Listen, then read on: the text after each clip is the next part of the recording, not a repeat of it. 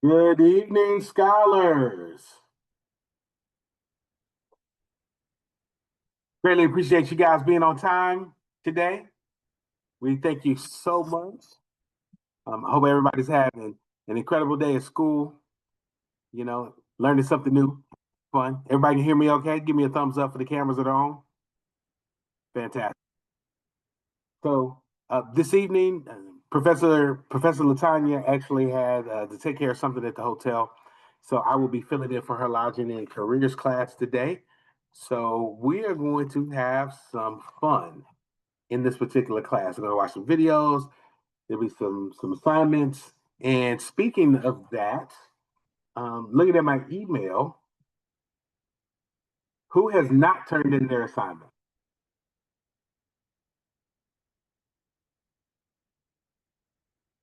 Let's see. I know I got Noah's in here, I believe.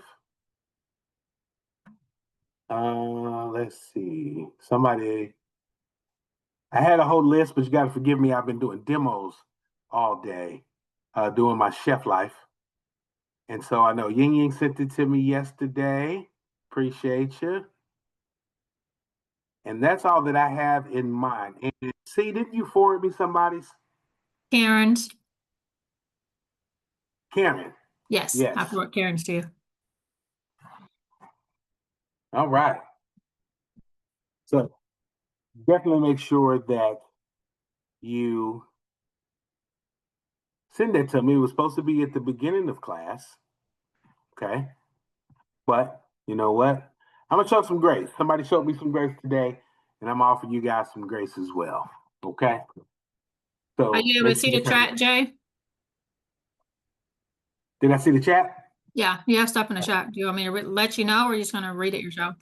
How may I assist Hold you? on.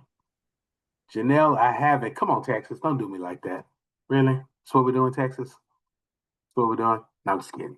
She'll make up for it. Read the one below. She'll make up for it. The message below it. Same. Oh, bless it. Let's see. I'll turn it in after today's class. Really busy. I did go to Chick-fil-A though. That's the one. That's what I'm talking about with Janelle's. Let's go. Get the first-hand experience. Love it. Love it, love it, love it. They were really friendly, like exactly how they said they would be in the video. It Uh-huh. almost felt fake just because no one else is like that. So it almost felt Right. fake, but I know it's not. But it felt like it just because no one else does it. But I guess that's what makes them so unique. Yes, it does. Yes, it does. When you really think about hospitality, I mean, they set the standard, especially when it comes to the fast food industry or quick service industry is the new term in the last 5 to 10 years because fast food already has that bad connotation to it. So I'm glad that you got to actually experience what they talked about in the video. Like in most, at least 90 to 95% of the Chick-fil-A's is like that. I've had a couple experiences that was more the managers than the workers, right? But other than that, I mean, they exemplify it in every single store that they go to. So, or that you go to. So definitely excited. Definitely excited. All right. So we're gonna go ahead and hop into class. Let me get my screen together over here.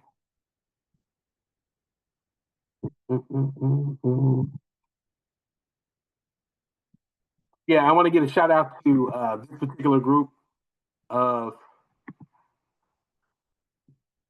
to your particular group because I know at least for me, this has probably been the earliest we've had so many people on for all of the classes. So shout out to you guys. Most of the time we have people trickling in 45 minutes, an hour later.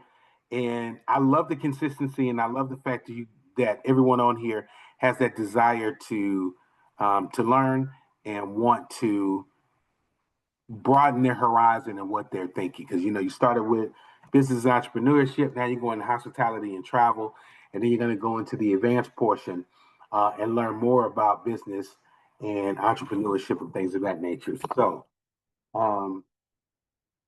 see, does it seem like I have a delay? Because on my end, my computer seems like it's delayed. Your voice wise, no, but you're frozen on the screen that we see right now. You're trying to do present view and it's frozen. Okay. Can you see the full screen now? Yes, sir. Okay, good. Because I'm looking at my screen and I'm like, why does it seem like everything is moving like this? But if you guys can hear me okay, then we'll just keep it going. Appreciate you, see. Mm-hmm. All right, so we're gonna hop into lodging and careers. Typically, this class is taught by Professor Latanya. She's out today, so I will be your sub today, Coach Andre. I'm gonna do the best job possible. Please give me a great evaluation at the end. If you don't give me a great evaluation, it's okay. I didn't teach the class for you, only for those that give the great evaluations. I appreciate it. All right. So we're gonna keep it going. We're gonna keep it going. Have some fun today. All right. So typically, Professor Latanya will open up with a little bit more about her background and upbringing in the hotel industry. So this particular courtyard, Marriott, is in downtown Louisville, Kentucky, where she had an opportunity to start, building her personal brand and becoming the GM of Homewood Suites now. She has been phenomenal in it. And this Courtyard Marriott is just like a typical anybody's typical downtown that you go to. When you go to a New York, when you go to a Charlotte, North Carolina, Atlanta, all the downtowns are usually extremely busy, and those are the hotels that usually fill up first because most people coming from out of town really don't know where to stay, so they stay at the most convenient place for what they're trying to do. And so this Courtyard Marriott is actually one of the top hotels in Louisville, Kentucky, and that's where she started. That's where she built herself up as an assistant general manager. I had an opportunity to stay at that hotel a few times. I don't know if the service was, incredible because her and I are friends, right? Or if the service was actually that top notch. But I'll tell you this much: I never had a dirty bed. This is also pre-pandemic. And never had a problem with room service, housekeeping. I came in and had chocolates on my pillow, and I felt like I was, extra special coming in there. And anybody that I brought with me was like that too. So when you think about having a hotel experience, and staying, when you think about lodging and careers, there are different levels of it. She asked a question yesterday about hotels and motels and what are the difference, right? So I'm gonna ask that question again. What do you think the difference between a hotel and a motel is? And there's varying answers. One answer was that they're smaller, closer to the side of the road. Who has some other ideas of what they think the difference between a hotel and a motel is? Volunteer, volunteer, let's go. I think a motel is more like for like short-term stays and a hotel is like longer stays. So that's why they're Mhm. made like smaller because motels are just Yes, like more 2, 3 day stays and then like hotels are like week stays depending on like what you're doing. that's good. That's good to expand on it. Michaela, I see your hand up.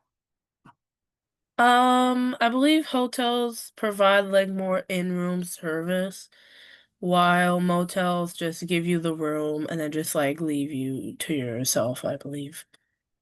That's a very basic description because that's what it feels like sometimes. My dad was a huge fan of motels when I was a youth, and I promise it just felt like it was the most basic. Here's a bed, here's a microwave, a TV, and a shower. But all motels aren't like that. But that is a great answer. Janelle, I see your hand up. So like what Michaela said, those are how motels are, and hotels are usually really bigger with more access to things. Like they have like pools, and it's fancier than a motel. Like it offers more things than a motel would, and they typically cost more too. So That is correct. That is correct. So all of your answers are correct and in the realm of the difference between the two. So one of the biggest differences is the access. So a motel is also would be considered they called them back in the day motor motor accommodate. I can't remember the other word right now, but the mo in motel is about motor, right? One of the biggest differences is that hotels usually have indoor access to interior rooms, where motel has outdoor access to the rooms. So with a motel, you can pull up to your room and park your car right in front of the motel most of the time. And this is on the second floor, third floor, etc. But you see your car right there in the parking lot. Whereas with most hotels, you go inside the hotel and you have a room that's on the interior. Also, most hotels are in urban type establishments or areas. If you ever notice when you travel, and I travel quite a bit, so I want you guys to, the next time that you're riding with your parents, driving yourself on a bus trip, anywhere, when you're driving, I want you to start looking at the scenery when you see a hotel or a motel. Most of the time, you see the hotel in those urban areas, and they're in the downtowns. They're not necessarily right close to the freeway, and you don't see any outdoor access, right?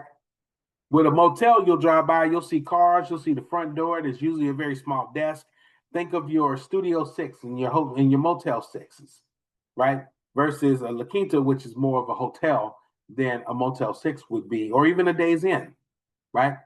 So when you think about those two differences, it's important to pay attention to that, especially when you decide on where you want to stay.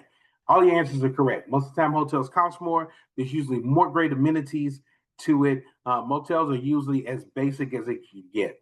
I think the industry definition says hotels are typically larger urban establishments with interior access to rooms, while motels are smaller roadside businesses designed for motorists.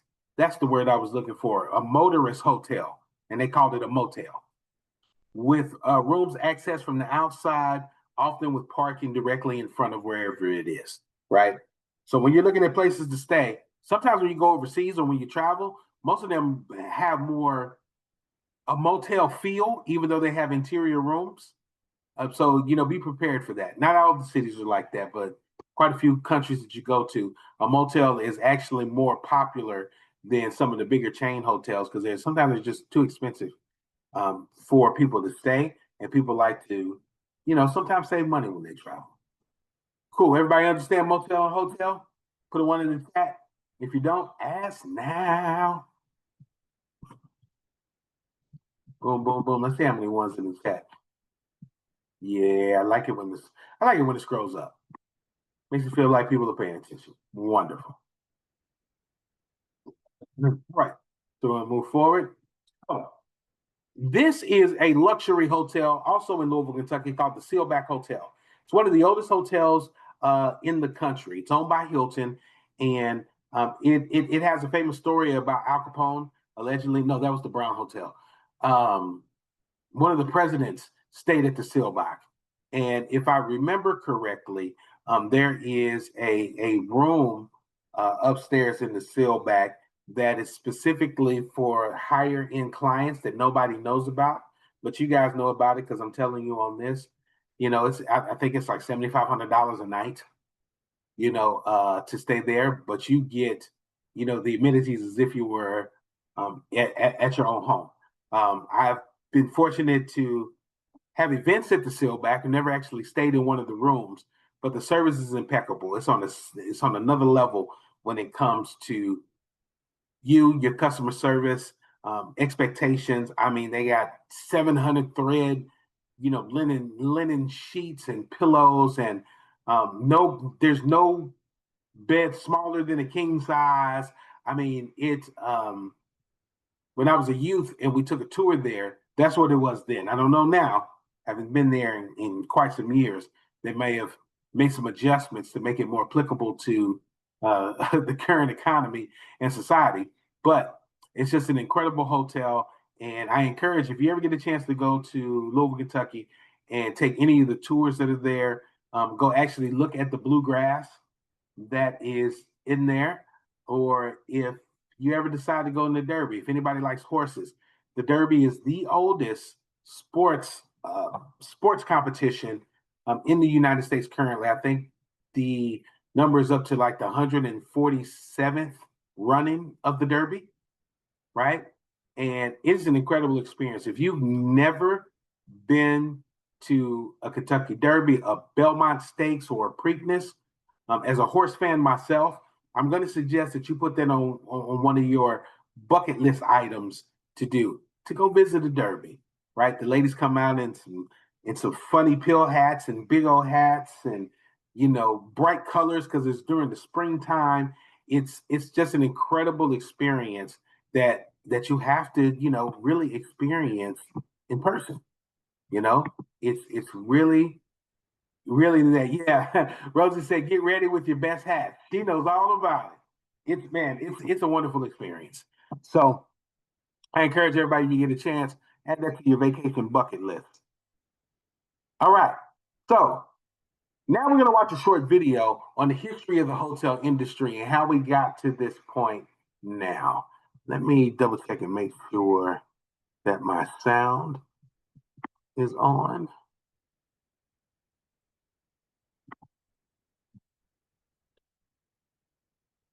All right. Can everybody hear that? No. Okay, cool. That's what I figured.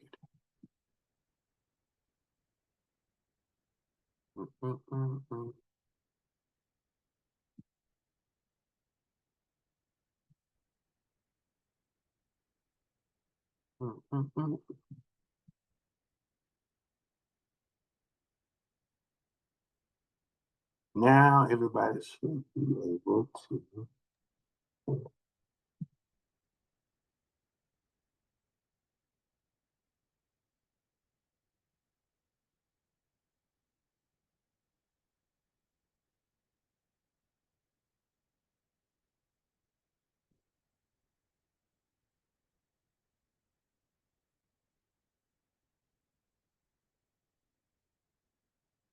If there's sound, I don't hear any.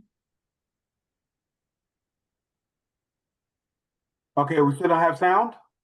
No, I don't hear it. Does anybody else hear it? No. No. Huh. Okay, it's saying it says share sound. That's what I'm doing. Third time is always a blessing. Let's go. So you are an aspiring or seasoned Yes. Thumbs up if you man got sound. in the hospitality property industry, Fantastic. hotel, resort, inn, bed and breakfast, etc. How did we get here? Do you know where our industry started? Hotels, or a version of, have been around for a couple of thousand years, going back to the Greeks and Romans who offered lodging next to their thermal baths, resort towns, and long routes popular with the rich, traders, and politicians. There were also found along caravan routes in the Middle East. In the Middle Ages came the increase in popularity of monasteries and abbeys. They offered a bed and supper to all travelers, not just the politicians and the rich. They were inns with small rooms often to share, taverns, stables, and houses of the owners all in one place, and they started to appear all around Europe. There were no amenities, but the bed bugs were free. By the 17th century, coaching inns became very popular. They offered travelers food, changed their tires, and tended to their horses. It was around this time that the wealthy folks began traveling more for fun. But they wanted more for their money. Due to this demand, the hotel industry we know today slowly began to form. The late 1700s saw the first public held hotel, the City Hotel in New York City, and in 1829, the first modern hotel, the Tremont House, opened in Boston. This hotel was a site of luxurious firsts. A reception area, free soap, locked guest rooms, bellboys, and perhaps the most important of all, indoor plumbing.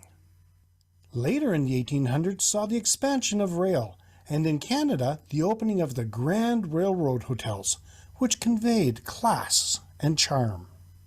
The hotel industry truly skyrocketed with the launching of passenger airlines. International and even more intercontinental travel were significantly shortened, giving travelers more time to explore their destinations and create income for hoteliers. As airline competition grew, flights became cheaper and available for a wider audience. Then came the internet. This global system of computer networks changed the world. Hotels could now advertise and gain more visitors. With the emergence of online travel agencies, it became easier for travelers to find the hotel they liked and book without leaving the comfort of their own home. They could rate their stay and either persuade travelers to go to a certain location or warn them to stay away. Now, the traveler's choice of hospitality properties to stay has increased dramatically. From the huge modern hotel, to the designer property, to a bed and breakfast, to an ice hotel, to an Airbnb, to a boatle, to a pod, and on and on and on. There are still those who are happy with just a place to sleep, but for most travelers, the bar for hoteliers and innkeepers has been raised very high, and it has become increasingly more difficult to please guests. Today's guest wants an experience. This is where Keystone Hospitality Property Development can help.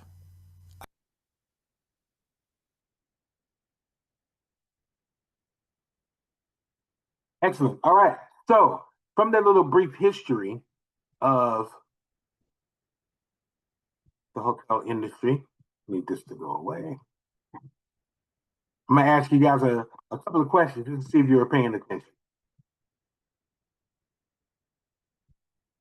So, they named 2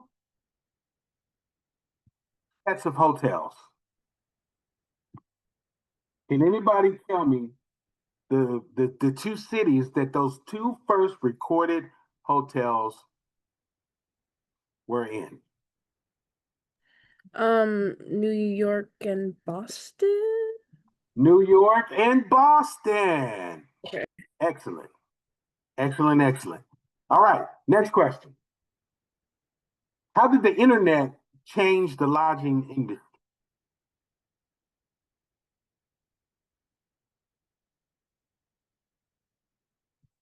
Anybody? Just saw it at the end of the video. What did he say about the internet and what it did for lodging, hotels, etc.? You could find a hotel from the comfort of your home. You didn't have to go to the hotel. Good. That's one. What's another one? Appreciate you, Ashley.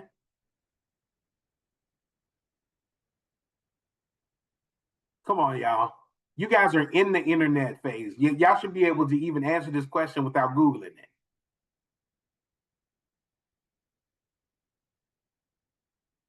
Anybody?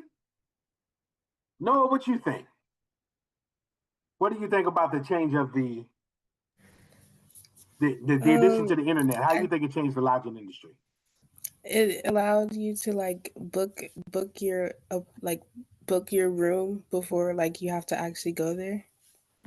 Yes, that is one. You don't have to go directly to the hotel. You can actually book online as well. That's 2. What else? How about you, Carissa? I know you're riding.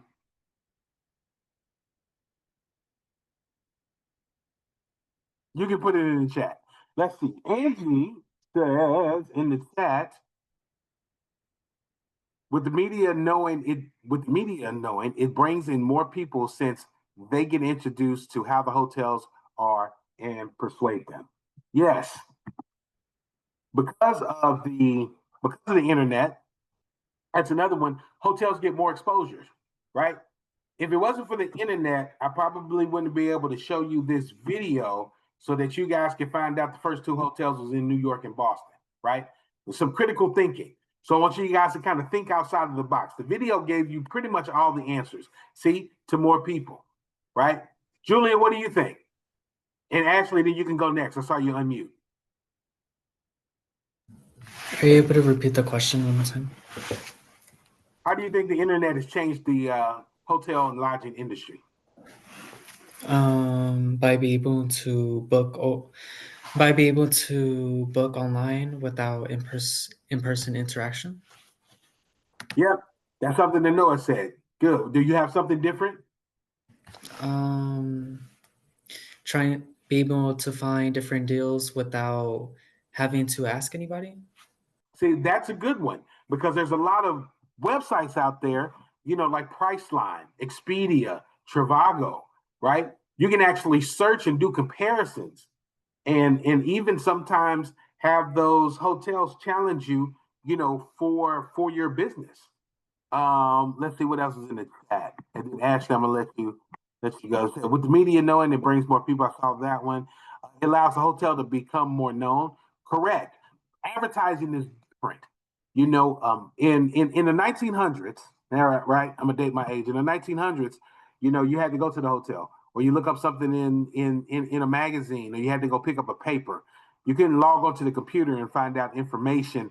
Julian's laughing and find out information about hotels and places you wanted to stay. You just had to go and experience it, right? I know Rosie and C. Morgan remember those days. You just had to go experience it. If you didn't read the newspaper, you didn't see reviews of how great a hotel was. I mean, the internet has really expanded the opportunities for us to pre-book to go to Paris, right? And not just walk into anything. I mean, we can set up Ubers, we can buy our bus tickets and transfers, everything that's a part of travel. Internet has brought us all, made it simpler to be able to do these things.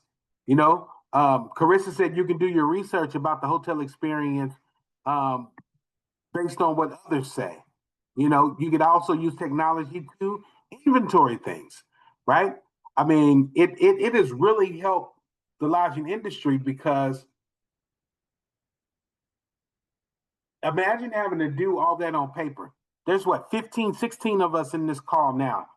Imagine having to do, Janelle, that's a good point. Do inventory on paper, with a binder, a clipboard, and a pencil, and actually have to walk around and count how many linens and towels is in everybody's room, as opposed to having a spreadsheet or a tablet that you could type it in, or when you needed more soap. Back in the day, if we needed more stuff, you had to pick up the phone, call the front desk.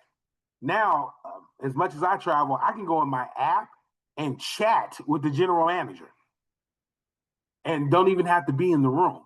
I mean, the internet has really helped foster and really grow the lodging industry.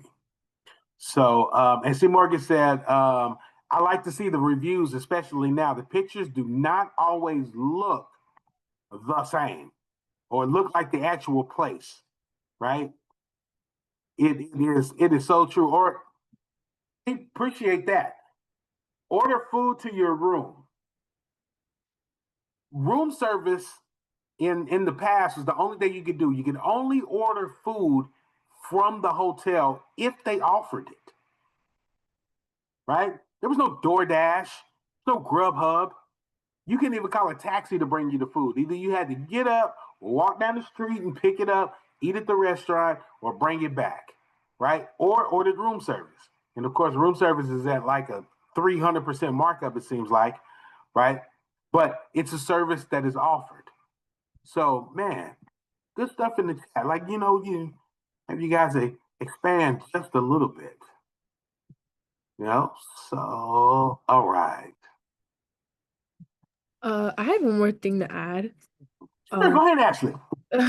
I wanted to say that you could also look because like my dad loves doing this because he wants to because he has two kids, me and my sister, and he loves to see if there's like a pool or something at the hotel or like now you can like looking and using those websites you can look at the amenities that they have like Wi-Fi, a pool, like what's nearby and stuff like those kinds of things. So I just wanted to add that too. Yeah, that's a good point because I know for me there's a certain price point in places that I like to stay and certain amenities that I want when I travel. And so when I pick a Marriott or I pick a Hilton or I pick a Hyatt, I love the fact that I can go online and click those specific amenities and instead of seeing 159 properties, narrows it down to like 9, right? And then you can look at the ratings, which will narrow it down even more, right? And then you can choose from that based on reviews, et cetera, et cetera. And sometimes the reviews would be great, and then you pull up and the hotel does not look like the picture.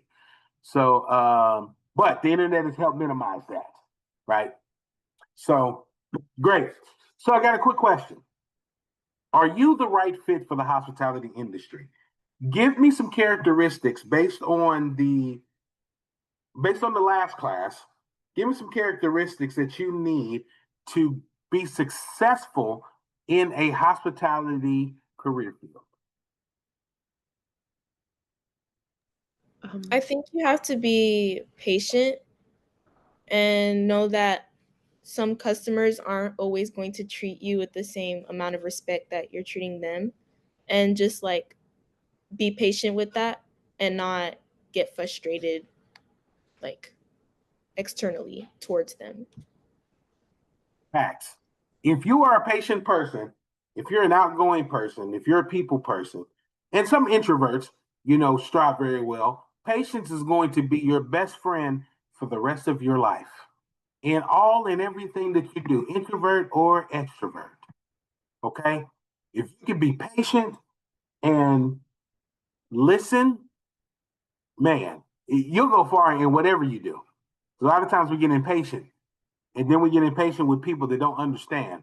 And then we get impatient when people don't understand what you clearly understand, and so on and so forth.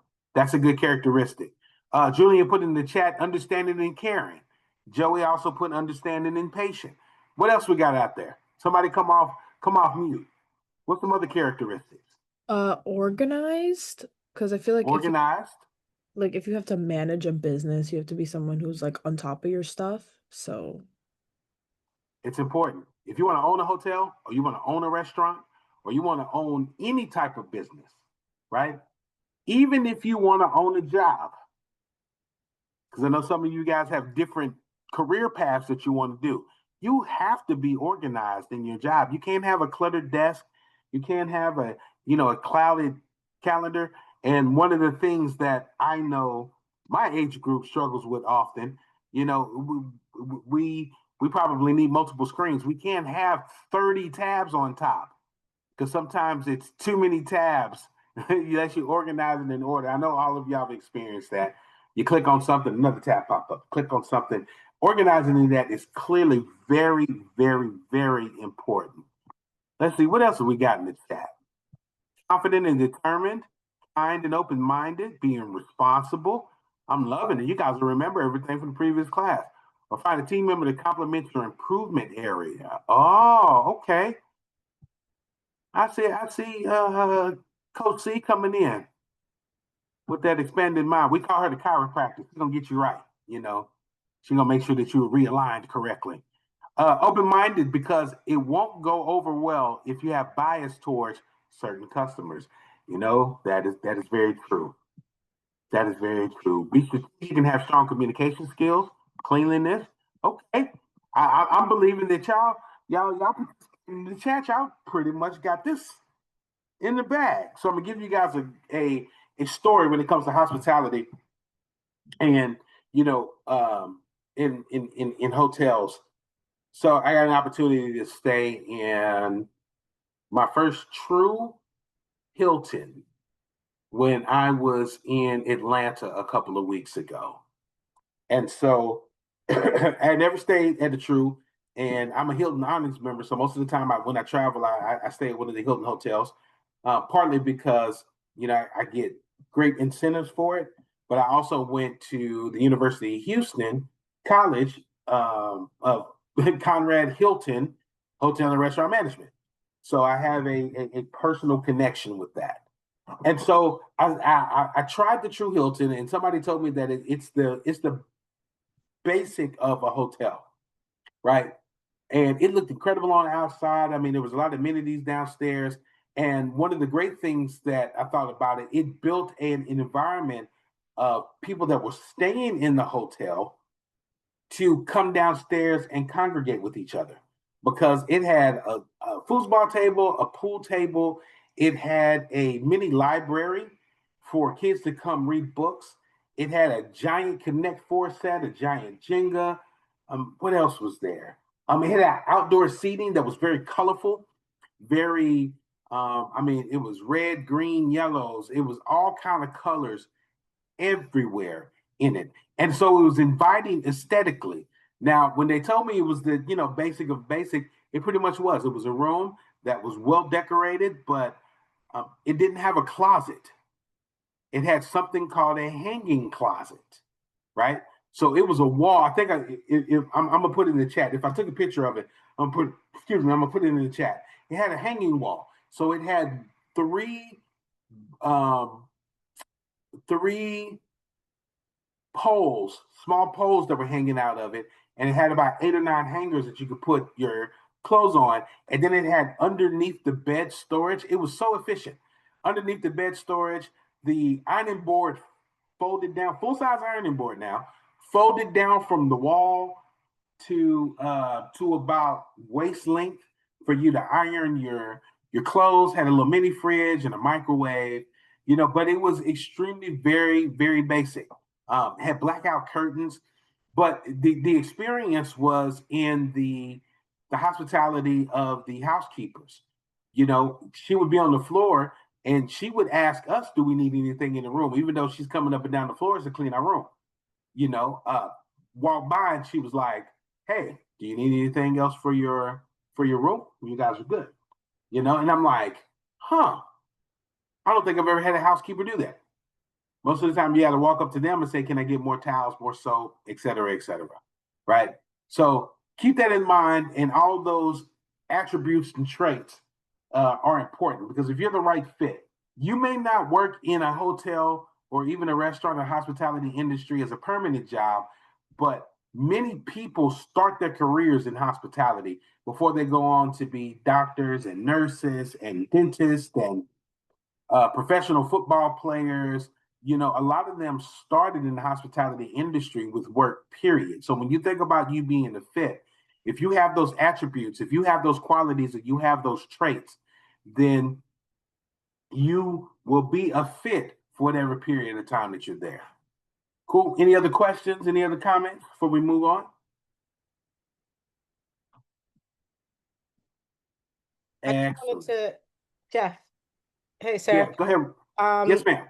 Yeah, so I just wanted to make sure that the scholars are paying attention, because this is really important when we go into the next class for travel and tourism, right? You're gonna have to understand some of these attributes and some of the characteristics of, a successful person in hospitality, right? Whether it's in hotel, whether it's in restaurant, whether it's, in an airport, on an airplane, you're gonna have to know a lot of this. So just make sure you're paying attention. And this is good stuff right here. Like, I got to travel for the first time when I was 16 years old. Got to stay in a resort in Barbados, right? International, but it was also my very first time staying in any type of resort. Did we talk about the differences between resorts and hotels and motels, Chef? Not yet. Just hotels and Okay. motels.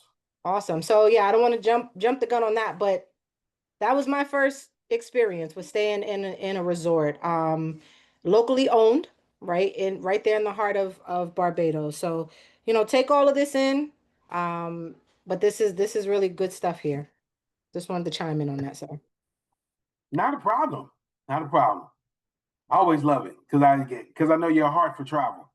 Me and you both went to the same high school, similar backgrounds, and that experience really changed our trajectory for what we do now. Just to share a little story about myself, I was a bit of a hothead, right? I got into some trouble in my teen years and spent some time away from my family and school. And once I returned, there was a gentleman by the name of Gerald White who asked me, did I want to be, do I want to be my environment or be better than my environment? And I told him I wanted to be better. He took me on as a mentor, as a mentee, as a youth, and asked me to be a part of the hospitality and travel program and doing similar to what we're doing here, if not more information here, because you guys also get the business and entrepreneurship side of it. But that was my first experience was going to Barbados as well. Never traveled international. The farthest place I had went to from Kentucky was Florida, right? And so having the opportunity to go to Barbados, it just changed my mindset as far as the possibilities of life, right? I don't have to just because I'm in this environment don't necessarily mean I have to be of the environment, and I can do so much more. And because of it, I don't know. I'm up to 14 different countries at this point. Internationally recognized chef, champion chef, co. Like I would have never saw it, and Professor Rosie will attest to this. We'd have never saw this based on the high school background and everything that we endured in our neighborhoods back then in the 1900s. So it's incredible. But here are some additional attributes that are great ever. That additional attributes, on top of what you guys have already mentioned, that I like to put down. You got to enjoy helping people. You want to be a team player, customer service, and my favorite one of this entire thing, a spirit to serve, right? Because having the spirit to serve is something that has to be innately in you because we're all servants to somebody. We all serve somebody, right?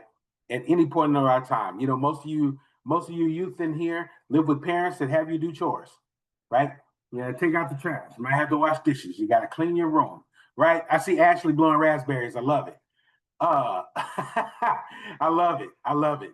And so, it's true. So, but when you learn to have that spirit to serve, it not only translates just in the hospitality industry, because I know many of you, there's only a few of you that want to be a baker or a chef or really go into hospitality and travel. That's why I keep emphasizing from the intro class to hospitality and travel that no matter what career you go into, hospitality or being hospitable, what you're learning here translates to those careers as well. You'll be managing, people at some point. And having these soft skills, which you'll learn in the restaurant class with Professor Baker, having those soft skills translate not only from our industry and the travel industry, but also over to every single career that you do. It just does. Have that spirit and heart to serve. And of course, man, you enjoy making money, man. It's not tough to find a career in hospitality and hotel industry, especially if you want to make some money, have steady income, need people all the time. I know you always see the fast food restaurants, hotels now hiring. I'm telling you, it's one of those industries that are timeless because people love to travel and people love to have comfortability when they travel. Um, to answer the question that was in the chat about my favorite country, I'm gonna have to think on that again because right now the three countries are at a tie because I had an incredible time in Belize when I stayed in Belize. Costa Rica is like a second home to me. So if I had to pick, it'd probably be Costa Rica now. But let me think about that during the break, and I should have an answer for you then. Hold on. Where's my thing? All right. So actually, we're going to, what time is it? 6:15? 7:15. Actually, we're going to go ahead and skip to the 2-minute break real quick. And then when we come back, we'll step back into the hospitality. I got another short video for you guys to watch, and then we'll fast forward into more of the event. So it is now, where is my clock? 7:18. Come back at 7:28. Everybody give me a thumbs up. Make sure that you read it in the chat. See, when the screens are on, we don't have to press the thumbs up. You guys are absolutely fantastic. I'm loving this group. All right. 7:28. We'll see you guys back here. Let's go.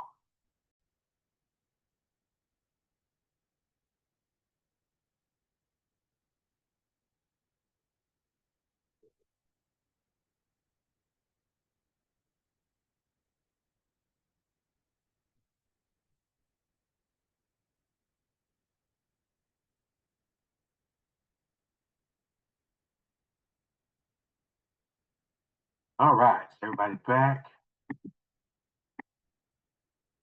Excellent, excellent.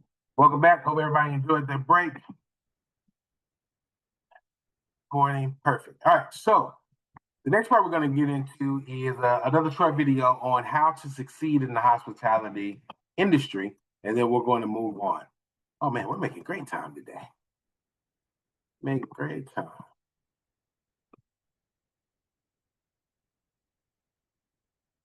Okay. Literally just had this video up, and now it's gone. Hold on 1 second.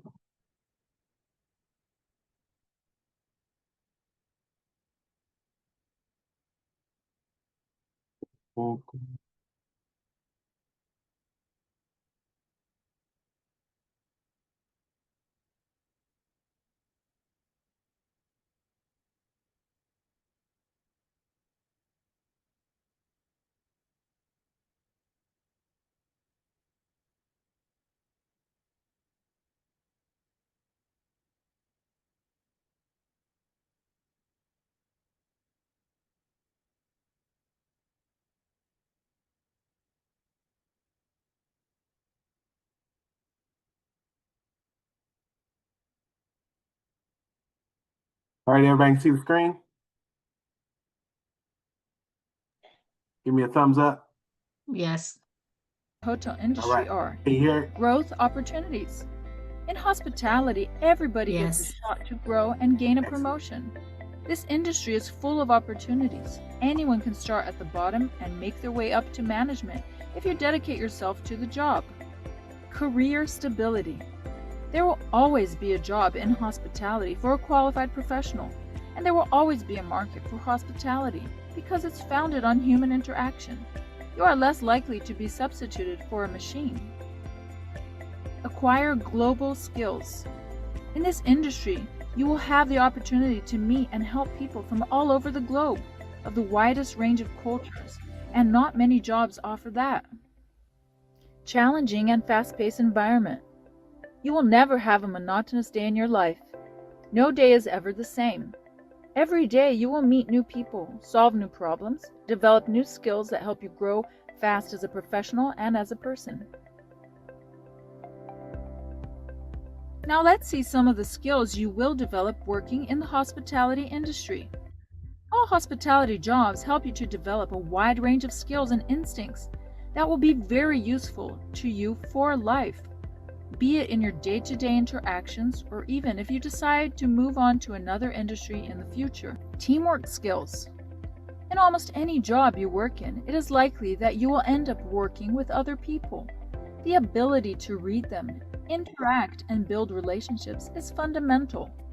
Teamwork is a key skill, and hospitality is a perfect environment to master it and learn how to handle different people and act as a team and united front, regardless of personal preference, in pro of providing your guest with the best experience during his stay. Flexibility. Each day will never be the same. Some days your shift may run longer than planned, and others may finish early. Sometimes you may need to accept a manager's last-minute request to show up for a shift of someone else who couldn't. Flexibility and willingness to help are greatly appreciated by any employer and do not go unnoticed. Customer service. This is a valuable skill to develop in the hospitality industry. It teaches you patience and politeness when dealing with customers, where you have to balance the customer's always right mentality with hotel norms and policies in a diplomatic way that leaves everybody happy. Crisis management. Working in hospitality teaches you to think quickly and solve the situations that present themselves promptly. In such a fast-paced environment, crisis is something you cannot avoid. So knowledge of how to deal with it is very important and an awesome skill to learn. Multitasking. All right, so crisis management. I always like to talk about this one because it's critically important, right? Someone or a few people, give me what you think your definition in your own words of what it means to have great crisis management, managing crisis. Thinking quickly on your feet. Thinking quickly on your feet. That's a good one. What else? Ooh. Go ahead, Joey. Being able to direct traffic when something like a big problem occurs, like not overstimulating or being overstressed, being calm and collective. Excellent. What else?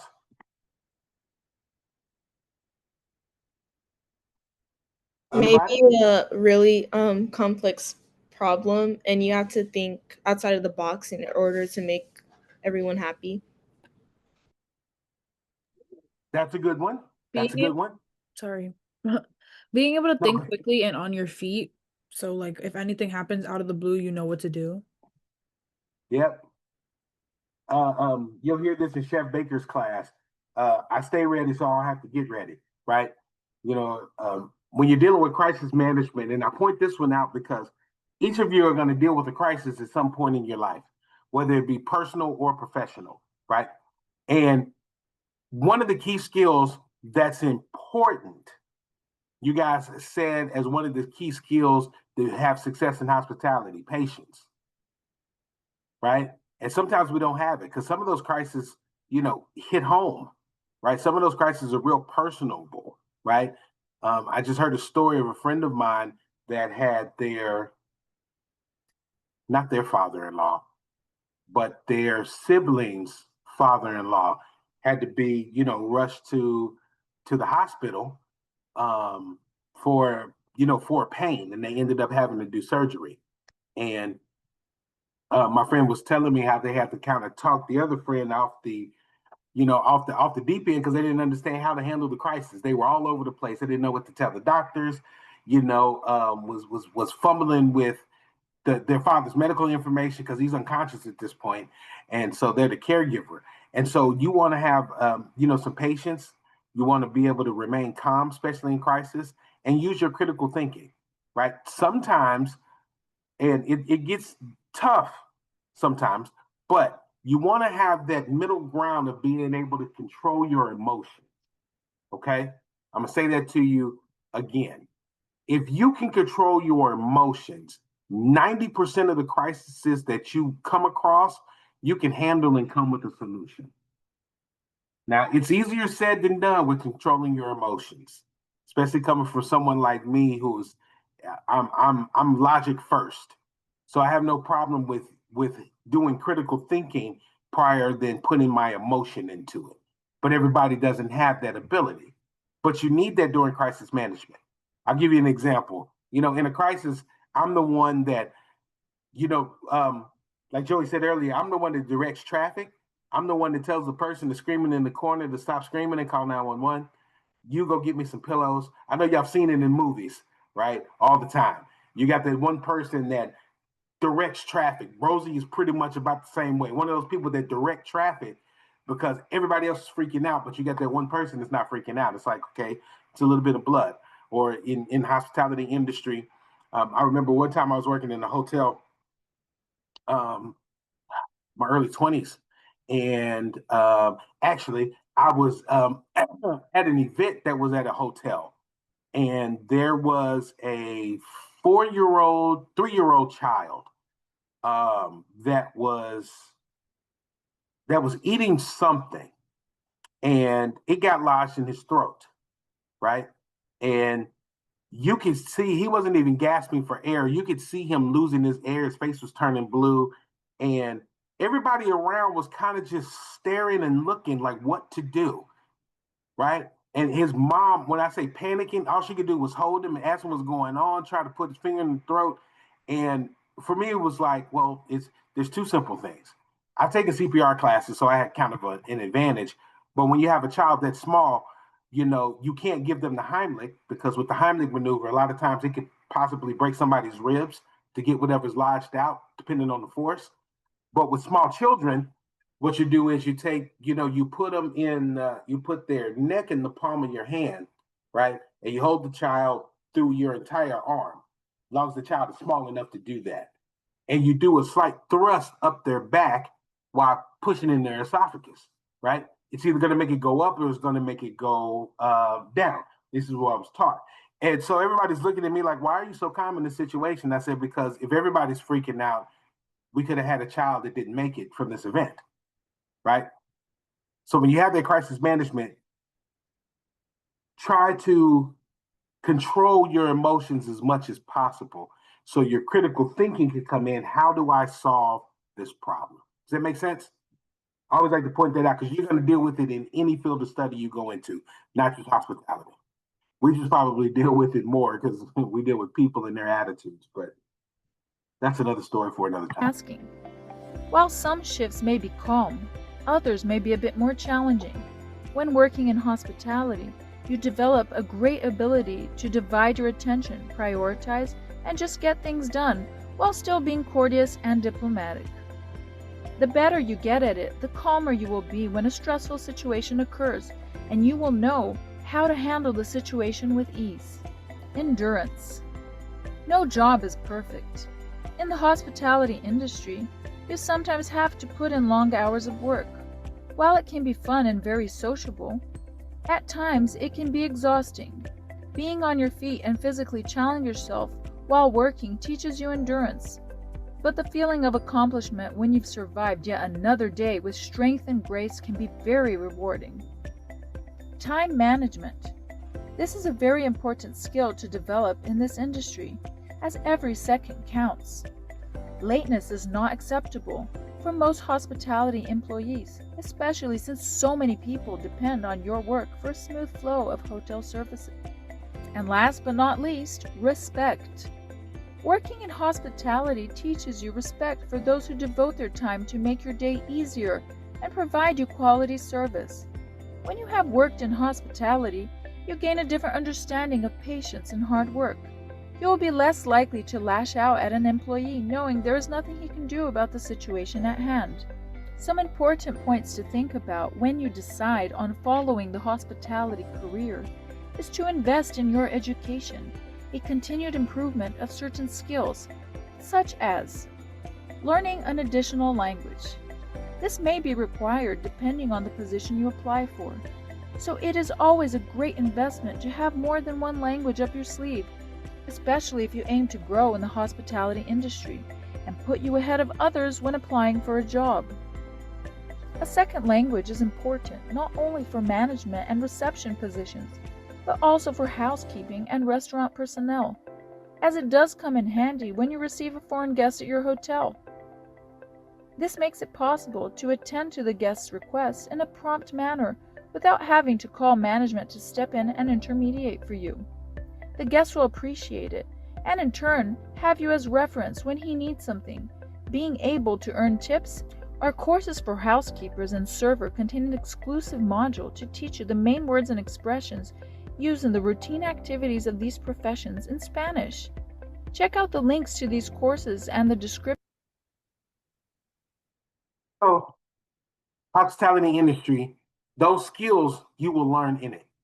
So if any of you, prior to going into your dream careers and dream jobs, if any of you want to learn those skills quickly, trust me, the hospitality industry has enough time, energy, and space for you to learn all of it. Trust me. Excellent. All right. Everybody still see my screen? Yeah, I can see your screen. Perfect. All right. So, travel and tourism should be the next class, taught by Rosie McCamery. And so, some of the things that you'll learn with other places that are considered to be lodging, especially in travel and tourism, airports. Some airports have hotels attached to them, right? And when you think about the different industries that are out there as well, especially what we're teaching here, travel and tourism usually deals with the airlines and the travel agent, tours into different places, the cities that you go into, the countries, things like that. These things are important because at some point in your life, you're probably going to fly somewhere if you haven't already.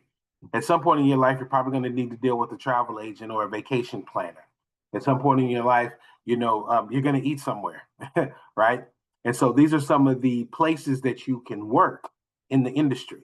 You can work for airlines. You could be a pilot if you wanted to. Matter of fact, one of our former scholars Janaya, she got an opportunity to meet a pilot that graduated from the school she wanted to go to when she was in the S.O.A.R program herself. And she still has aspirations to be, a pilot now. And S.O.A.R helped to navigate her to that, right? It has been a phenomenal ride in that. Some of the other places, food and beverage, you can work at fast food restaurants, themed restaurants, steakhouses. I worked at the Grand Floridian Hotel at Disney, being a chef there, and I was in the Cinderella themed restaurant, if I remember correctly. It's been so many years ago. Yeah, we're in the Cinderella themed restaurant. So the servers look like teapots and plates and forks. And then you had Cinderella walking around in her blue dress, or you had another Cinderella that walked around looking like she was looking kind of down, like she had been cleaning floors and stuff like that. It's a great experience. And then, of course, lodging, you've got multiple different types of lodging and recreation that's out there. Six Flags is one of my personal favorites because, I'm a member there and I get to travel to, I think I've been of the 24 Six Flags, I think I've been to 12 so far from Jersey to California. And then my next bucket list is to go to, I think there's one in Mexico. So yeah, love the industry. Multiple different places and jobs that you can go and learn more of the industry. And so these are some of the common lodging careers that are in there, from front desk agent to a concierge. Does anybody know what a concierge does? Anybody want to take a guess at what a concierge does? I always like to ask that one because most of the other ones are pretty self-explanatory. Is that the person who helps you with your luggage? Like you see at the front No, door?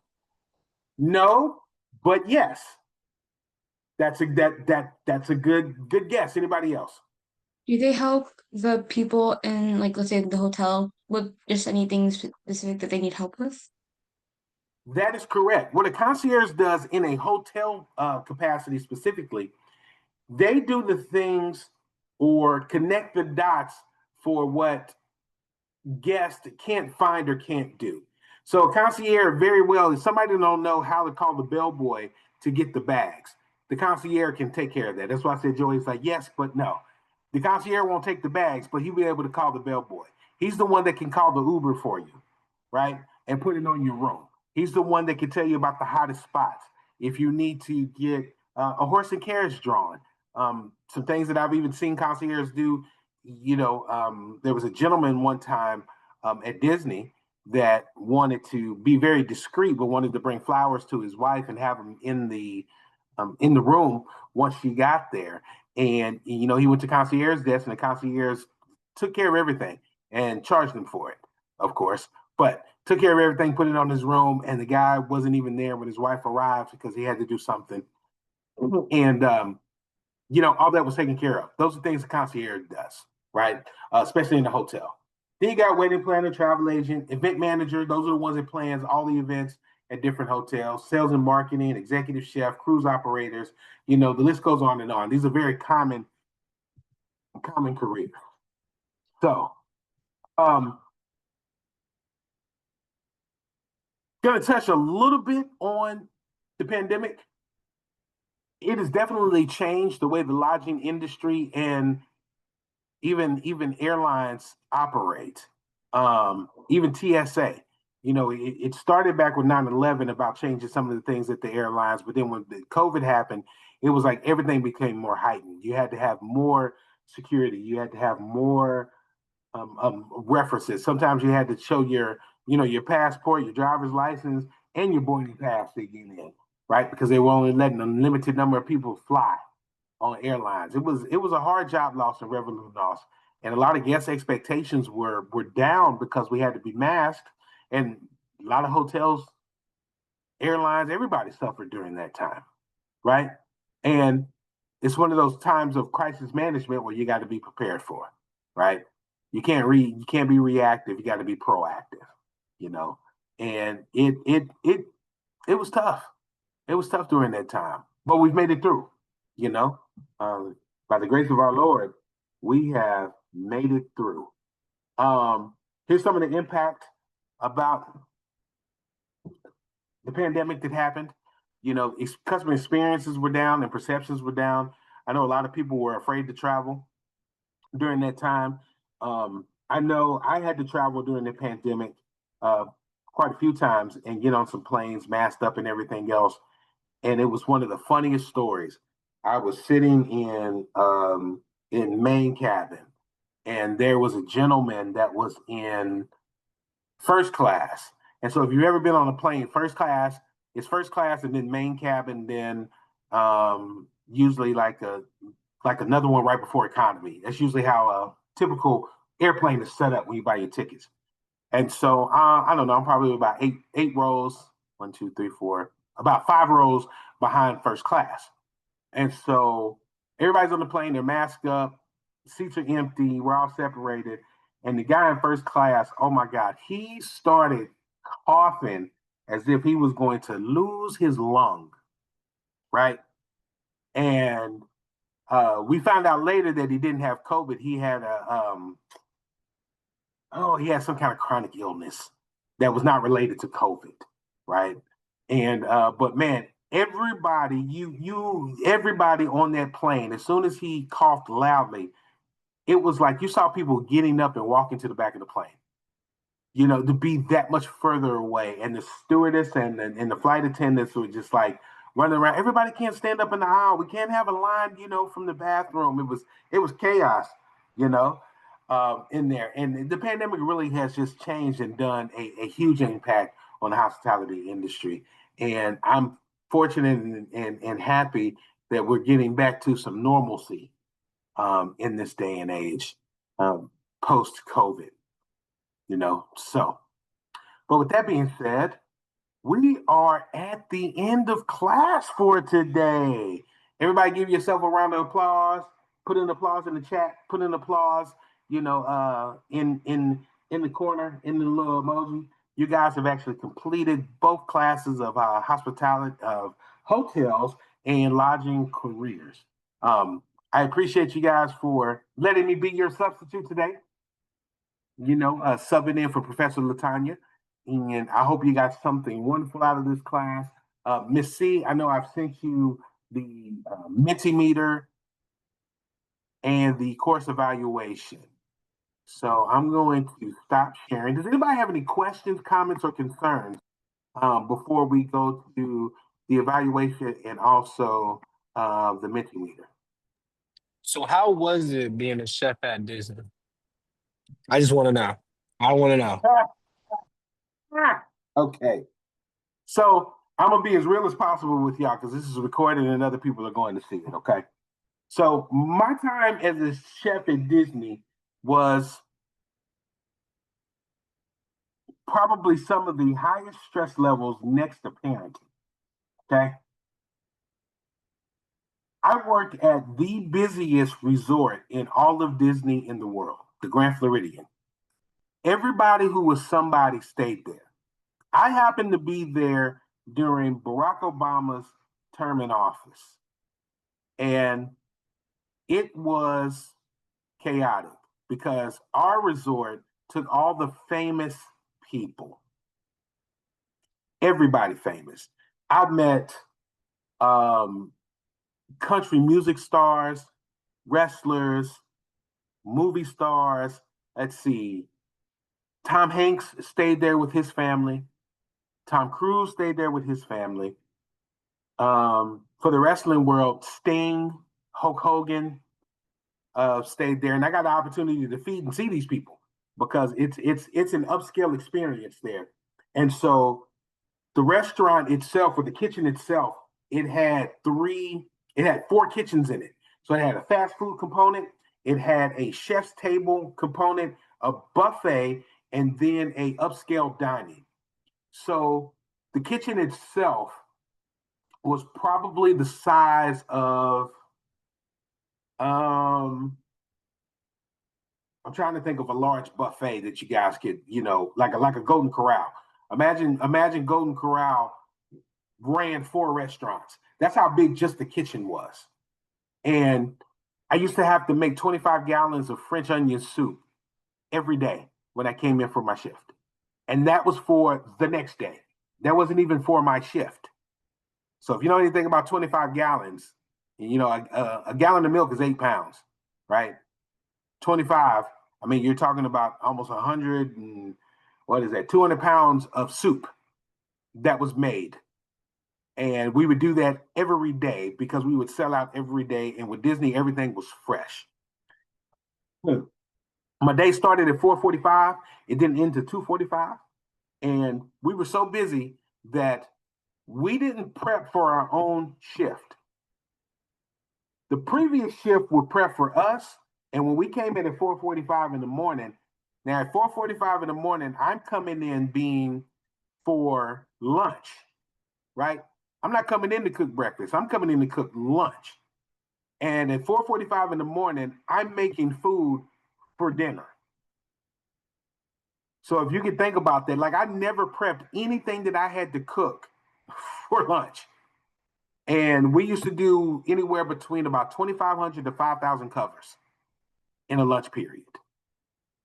So if you know what a cover is, when you look at your receipt and you go to a fast food restaurant and say you got 4 people on there that order food and they tell you at the bottom, you know, guest count is 4, each one of those is a cover.